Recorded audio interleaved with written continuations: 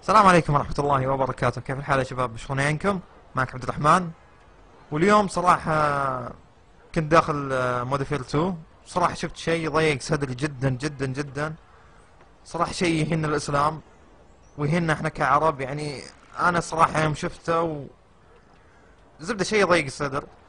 خلنا نروح أوريكم إياه. طبعا في ماب فافيلا زي ما تشوفون هنا ايش في دورة مياه، وفي دورة مياه في صور. خلنا نشوف الصور ايش مكتوب فيها، او البرواز ايش مكتوب فيها. ايش مكتوب يا شباب؟ بسم الله الرحمن الرحيم. مكتوب ان الله جميل يحب الجمال. وشوفوا وين؟ في دورة مياه. في دورة مياه يا شباب، في دورة مياه. اسم الله مكتوب وآية في القرآن محطوطة في دورة مياه، واحنا نلعب كول اوف ديوتي يوميا. طبعا يعني لو نطلع من الغرفة ونروح نشوف الصور الثانية ما نشوف فيها آيات وهذا، بس حاطينها في الحمامات.